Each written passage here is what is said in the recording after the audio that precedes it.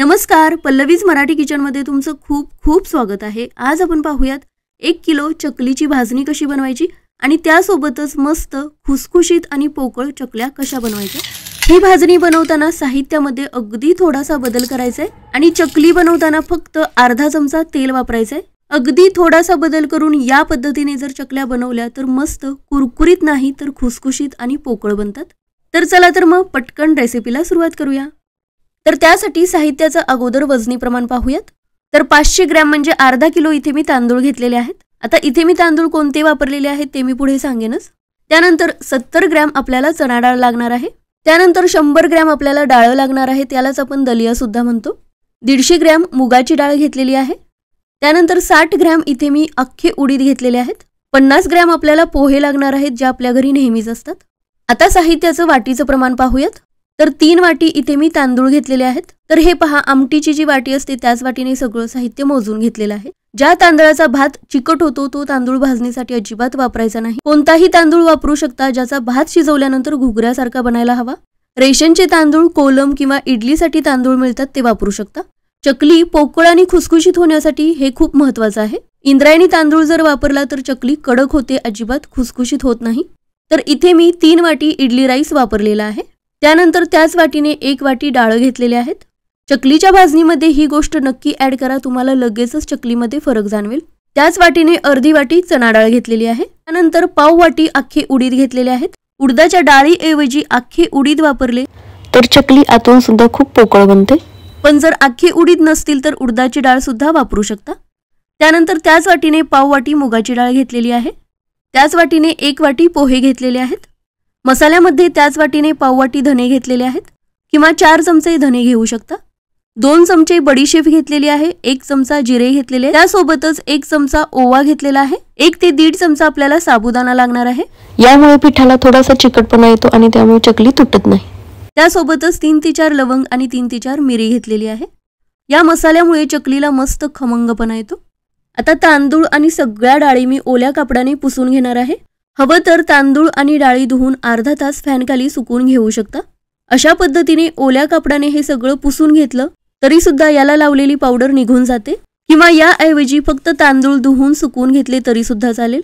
डाळी सगळ्या धुवून घेतल्या तर सुकण्यासाठी जरा जास्त वेळ लागू शकतो आणि म्हणूनच त्या भाजून घेण्यासाठी सुद्धा जास्त वेळ लागतो। त्यामुळे ओल्या कापडाने सुद्धा ही प्रोसेस करू शकता। आता हे सगळं साहित्य भाजून घेण्यासाठी जाड तळाची कढई आपल्याला लागणार आहे, म्हणजे सगळं धान्य अगदी एकसारखं व्यवस्थित भाजलं जातं। चकली अगदी परफेक्ट येण्यासाठी हे सगळं धान्य व्यवस्थित भाजून घेणं खूप महत्त्वाचं आहे। तर लो टू मीडियम फ्लेमवरती सतत हलवत हलकासा रंग बदलेपर्यंत आणि तांदूळ कुरकुरीत होईपर्यंत आपल्याला भाजून घ्यायचेत। तर 5 ते 6 मिनिटे सतत हलवत तांदूळ भाजून घेतले। तुम्ही पाहू शकता हलकासा रंग बदललेला आहे, हलके फुलके झालेले आहेत। लगेचच एका सुती कापड लावून घेतलेल्या परातीमध्ये काढून घ्यायचे। आता त्याच कढईमध्ये मुगडाळ सुद्धा भाजून घेऊयात। लक्षात ठेवा, मुगडाळ भाजण्यासाठी जास्त वेळ लागत नाही आणि याचा रंग सुद्धा लगेचच बदलतो, त्यामुळे मंद आचेवरच हे आपल्याला भाजून घ्यायचंय। तर हे पहा, असा रंग आल्यानंतर लगेचच ताटामध्ये काढून घ्यायचे। आता त्याच कढईमध्ये चणा डाळ सुद्धा भाजून घेऊयात। लक्षात ठेवा, कढई चांगली तापलेली आहे, त्यामुळे सतत हलवत हे सगळं धान्य आपल्याला परतून घ्यायचंय। डाळीचा सुद्धा हलकासा रंग बदलेपर्यंतच आपल्याला हे परतून घ्यायचंय। ही डाळ सुद्धा आता ताटामध्ये काढून घेऊयात। आता त्याच कढईमध्ये अख्खे उडीद सुद्धा भाजून घेऊयात। या सगळ्या डाळी सुद्धा मी ओल्या कापडाने पुसून घेतलेल्या आहेत, त्यामुळे भाजण्यासाठी अजिबात जास्त वेळ लागत नाही। हे सगळं साहित्य पटकन थंड होण्यासाठी दुसऱ्या ताटामध्ये काढून घेतलं। याच कढईमध्ये आता डाळ भाजून घेऊयात। हे अगोदरच भाजलेलं असतं, त्यामुळे फक्त अर्धा मिनिटच याला कढईमध्ये परतून घ्यायचे। आता पोहे सुद्धा मस्त कुरकुरीत होईपर्यंत आपल्याला परतून घ्यायचे। तर फक्त 1 ते 2 मिनिटे परतल्यानंतर पोहे सुद्धा मस्त कुरकुरीत झाले। हे सुद्धा त्याच ताटामध्ये काढून घेतले। त्यानंतर साबुदाणा सुद्धा भाजून घेऊयात। फक्त 1 ते 1.5 चमचा हा साबुदाणा आहे, भाजण्यासाठी फक्त अर्धा मिनिटाचाच वेळ लागतो। साबुदाणा हलकेसे उडू लागल्यानंतर लगेचच ताटामध्ये काढून घेतले। आता यामध्येच धने सुद्धा भाजून घेऊयात। मसाला भाजण्यासाठी जास्त वेळ लागत नाही, गरम कढईमध्ये पटकन भाजलं जातं। धने काढून घेतले। आता कढईमध्ये बडीशेप, जिरे आणि ओवा घेतला आणि त्यासोबतच लवंग आणि मिरी सुद्धा घेतली। गॅस मी बंद केलेला आहे। गरम कढईमध्येच थोडाच वेळ याला परतून घेतलं। सगळं साहित्य कापड लावून घेतलेल्या ताटामध्ये काढून घेतलेलं आहे। यामुळे याच्या गरमीमुळे याला पाणी सुटणार नाही आणि त्यामुळे हे सगळं पटकन थंड होतं आणि महत्त्वाचं म्हणजे यामध्ये ओलसरपणा राहत नाही आणि त्यामुळे बनलेली भाजणी सुद्धा खूप दिवस टिकते। आता दुसरी महत्त्वाची गोष्ट म्हणजे पूर्णपणे थंड झाल्यानंतर अगदी बारीक दळून आणायचे। गिरणीमध्ये जर हे दळायला देणार असाल तर अगोदर त्या गिरणीमध्ये डाळ दळलेली असावी। गव्हावरती जर हे दळून घेतलं तर चकली थोडीशी चिकट बनते किंवा कडक बनते। घरगुती चक्कीमध्ये जर पीठ बनवणार असाल, अगोदर गहू दळलेले असतील तर चक्की आतून व्यवस्थित ब्रशने साफ करून घ्यावी, सगळं पीठ काढून घ्यावं आणि त्यानंतर ही भाजणी दळून घेतली तरी सुद्धा चालेल, अजिबात चकली बिघडत नाही। 1 नंबरची जाळी वापरून आपल्याला याचं पीठ करून घ्यायचंय। तर हे पहा, अगदी बारीक असं याचं पीठ करून घ्यायचंय। आता हे पीठ आपण 3 ते 4 महिने स्टोअर करून ठेवू शकतो, हवं त्यावेळी आपण चकल्या बनवू शकतो। तर बरोबर 5 वाट्या हे तयार केलेलं पीठ बनलेलं आहे। त्यातलं 2.5 वाटी पीठ एका भांड्यामध्ये मी काढून घेतलं। तर यातल्या 2.5 वाटी पिठाच्या आज मी चकल्या बनवणार आहे। हे पहा, 2.5 वाट्या जे पीठ घेतलेलं आहे ते बरोबर 590 ग्रॅम भरलेलं आहे, म्हणजे अर्धा किलोपेक्षा सुद्धा थोडंसं जास्त हे पीठ आहे। म्हणजे तुम्हाला अंदाज आलाच असेल, एकूण 1 किलोचं भाजणीचं पीठ आपलं बनलेलं आहे। आता चकली बनवण्यासाठी मसाला काय लागणार ते पाहूयात। तर इथे मी 2 चमचे मीठ घेतलेलं आहे, अर्धा चमचा ओवा घेतलेला आहे, भाजणीमध्ये सुद्धा थोडासा ओवा ऍड केलेला आहे। तेल आपल्याला फक्त अर्धा चमचा लागणार आहे। त्यानंतर 1 चमचा लाल तिखट घेतलेला आहे, तिखटाचं प्रमाण कमी जास्त करू शकता। 4 चमचे तीळ घेतलेले आहेत। तर हे पहा, या चमच्याने मोजून हे साहित्य घेतलेलं आहे। आता एका कढईमध्ये ज्या वाटीने भाजणीचं पीठ घेतलेलं होतं त्याच वाटीने बरोबर 2.5 वाटी पाणी घेतलं। तर 2.5 वाटी भाजणीच्या पिठासाठी आपल्याला 2.5 वाटी पाणी लागणार आहे। आता यामध्ये घेतलेले सगळे मसाले ऍड करूयात। तर मीठ, लाल तिखट आणि तीळ घेतले, ओवा हाताने थोडासा क्रश करूनच यामध्ये घ्यायचंय। आता हे सगळं चांगलं मिक्स करून घेऊयात आणि याला एक उकळी काढून घेऊयात। आता लक्षात ठेवा, हे पीठ उकडून घेताना सुद्धा जाड तळाचं भांडं किंवा कढईचाच वापर करायचा। पाण्याला चांगली उकळी आलेली आहे, यामध्ये फक्त अर्धा चमचा तेल ऍड करायचंय। लक्षात ठेवा, यापेक्षा जास्त तेल यामध्ये घालायची गरज लागत नाही किंवा तेल वापरलं नाही तरी सुद्धा चालतं। फक्त उकडलेल्या पिठाला जास्त चिकटपणा न येण्यासाठी एवढंच तेल आपल्याला ऍड करायचंय। यापेक्षा थोडं जरी तेल जास्त झालं तर चकल्या तेल जास्त पितात आणि तेलकट बनतात। आता हे पहा, अशा पद्धतीने थोडं थोडं हे भाजणीचं पीठ ऍड करत लाटण्याच्या साह्याने याला हलवून घ्यायचंय। एकदम सगळं पीठ सुरुवातीलाच यामध्ये ऍड करायचं नाही, तर अशा पद्धतीने थोडं थोडं पीठ ऍड करतच हे मिक्स करून घ्यायचंय, म्हणजे आपल्याला सुद्धा पाण्याचा आणि पिठाचा अंदाज येतो। तर सगळं भाजणीचं पीठ मी ऍड करून घेतलेलं आहे। लाटण्याच्या साह्याने किंवा स्पॅच्युलाच्या साह्याने सुद्धा हे व्यवस्थित हलवून घेऊ शकता। तर हे पहा, पिठामध्ये पाणी अगदी व्यवस्थित मुरलेलं आहे। 2.5 वाटी पिठासाठी बरोबर 2.5 वाटी पाणी हे परफेक्ट प्रमाण आहे। 2 वाटी भाजणीचं पीठ घेणार असाल तर 2च वाटी पाणी घ्या। आता गॅस बंद करायचा आहे, याच्यावरती झाकण ठेवायचंय आणि यावरती एखादी जाड वस्तू ठेवायची, म्हणजे वाफ कुठूनही बाहेर येणार नाही। तर बरोबर 15 मिनिटे आपल्याला हे असंच ठेवायचंय। तयार झालेल्या वाफेमुळे पीठ चांगलं उकडलं जातं, मस्त हलकं फुलकं बनतं आणि त्यामुळेच चकल्या खुसखुशीत आणि पोकळ बनतात। तर कमीत कमी 15 मिनिटे आपल्याला हे असंच ठेवायचंय। तोपर्यंत आपण सोर्याची तयारी करूयात। तर हे पहा, चकली पाडण्यासाठी 3 प्रकारच्या चकत्या येतात। अगदी मोठी, बारीक आणि मीडियम अशा 3 चकत्या असतात। तर हे पहा, अगदी मस्त काटेरी चकली येण्यासाठी अशा पद्धतीचीच आपल्याला चकती वापरायची आहे। तर या सोर्याला ही चकती लावून घेतली, याला आतून सुद्धा तेल लावून घ्यायचं, म्हणजे याला पीठ चिकटत नाही। 15 मिनिटे झालेले आहेत, यावरच आता झाकण काढून घेऊयात। तर हे पहा, पीठ मस्त उकडलेलं आहे, लगेचच एका परातीमध्ये काढून घेतलं। आता पीठ चांगलंच गरम आहे, त्यामुळे सुरुवातीला पेल्याच्या साह्याने याला मळून घ्यायचंय। पीठ गरम असतानाच ही प्रोसेस आपल्याला करून घ्यायची। तर 2 ते 3 मिनिटे पेल्याच्या साह्याने चांगलं मळून घेतलं, त्यानंतर हातानेच आपल्याला याला मळून घ्यायचंय। चपातीचं पीठ कसं मळून घेतो त्याप्रमाणे खूप वेळ याला मळायचं नाही, सगळं फक्त एकत्र करून घ्यायचं आहे, मिक्स करून घ्यायचं आहे, थोडा वेळच मळून घ्यायचे आणि त्यानंतर यातला सोर्यामध्ये लागणारा भाग फक्त काढून घ्यायचा। उरलेलं जे पीठ आहे ते एका भांड्यामध्ये काढून घेतलं, त्यावरती झाकण ठेवलं। या दिवसांमध्ये खूप थंडगार वारा असतो, त्यामुळे हे पीठ लगेचच सुकलं जातं आणि म्हणूनच लक्षात ठेवा, चकल्या पाडताना तुटू शकतात। त्यामुळे उरलेलं पीठ आपल्याला झाकूनच ठेवायचंय। आता काढून घेतलेलं जे पीठ आहे त्याला थोडंसं मळून घ्यायचं, स्मूथ करून घ्यायचं। सोर्याचा जेवढा आतला आकार आहे तेवढा आकार द्यायचा, त्या पद्धतीने रोल करून घेतला आणि सोर्यामध्ये भरून घेतला। हे पीठ व्यवस्थित दाबून घ्यायचं, यामध्ये हवा बिलकुल शिल्लक राहता कामा नये, म्हणजे चकल्या पाडताना अजिबात तुटत नाहीत, सगळ्या चकल्या एकसारख्या येतात।